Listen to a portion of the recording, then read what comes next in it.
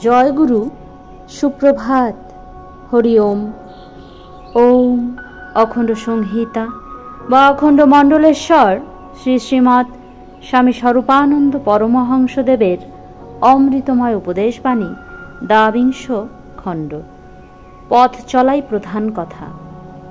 উৎসব মহাসমারোহে সুসম্পন্ন হইলে গভীর রাত্রে একটি মুসলমান যুবক আসিয়া গোপনে দেখা করিল।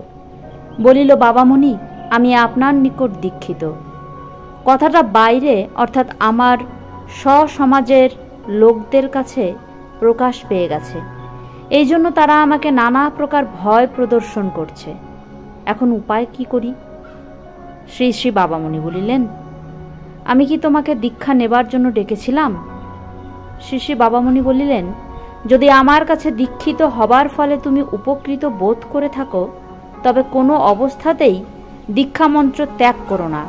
আর দীক্ষা নিয়ে যদি সত্যি কোনো উপকার না হয়ে থাকে, তবে আমার দেওয়া জিনিস ছেড়ে দাও। যে কোনো অবস্থায় তুমি সেই কাজগুলো অবশ্যই করে যাও যা ইসলাম ধর্ম অনুসারে শুভ্র, পবিত্র ও নিষ্কলঙ্ক। সকল ধর্মের লক্ষ্যই হচ্ছে ঈশ্বরকে লাভ করা। সব ধর্মই তাঁর পথ দেখিয়ে দিয়েছেন। পথে নামাটা বড় কথা নয়, পথে চলাটাই বড় কথা। আমার সংস্পর্শ যদি তোমার সম্প্রদায়ের লোকেরা পছন্দ না করেন, তবে তুমি আমার থেকে দূরে দূরে থাকো। সংসারে এবং সমাজে শান্তি না থাকলে ধর্ম সাধনার অগ্রগতির বড় বাধা।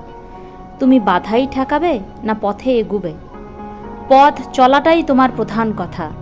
যাদের খুশি করে চললে তোমার পথ চলার বাধা কমে যাবে, তাদের রুষ্ট করে কষ্ট দিয়ে কোনো লাভ নেই।